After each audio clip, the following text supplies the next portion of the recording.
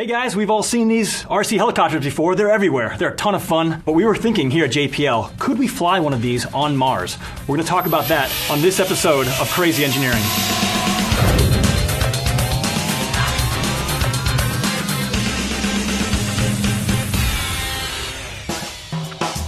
So why would you want to put a helicopter on Mars?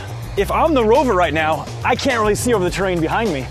But if I had a helicopter with a camera on it, all of a sudden, I can see a whole lot more. If our rover was equipped with its very own helicopter that could see over the tall objects in front of us, it would allow us to make decisions much more efficiently on which way to command the rover.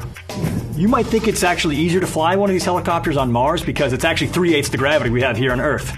But it's 100 times less atmosphere.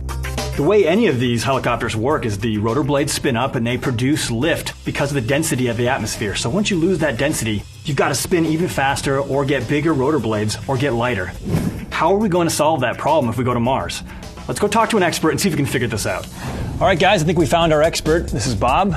Bob, could you tell us where we are right now? We're in one of our robotics labs here at JPL, where we have a full-scale mock-up of one of the Mars helicopters we've been working on. What are the challenges that you have to overcome in order to produce lift on the surface? Right, so there's the challenge of the very low density of the atmosphere. There's the challenge of keeping the whole mass of the system small so that we don't overwhelm the lift capability of this system. It has to be autonomous in terms of being able to fly and maintain stable flight. And then this system has to repeatedly take off and land on natural rocky terrain like you see out here. And then the other one is that it has to survive the harsh environment of Mars. So we're early in the design stages of this thing. What kind of testing, what kind of results have you seen so far? So over the course of the last year, we've done a number of tests in our 25-foot vacuum chamber using scaled models where we pump down to Mars densities, demonstrating lift of these kinds of blades. So how fast do the blades have to spin to produce lift? They have to spin at about 2,400 RPM to provide lift. Could you tell us a little bit about this helicopter's capabilities when it's on Mars? Right, so the system is designed to fly for 2 to 3 minutes every day. There's a solar panel on the top, and that provides us enough energy for that short flight, as well as to keep us warm through the night. So in those 2 to 3 minutes, we expect to have daily flights of about half a kilometer or so.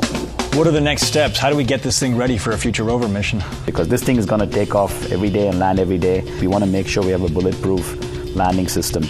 And landing is the riskiest part of any mission. EDL had 7 minutes of terror. We'll have 7 seconds of terror every day. Bob, thanks a lot for teaching us about the helicopter. I hope you guys out there had as much fun as we did learning about this, and check back soon for some more crazy engineering.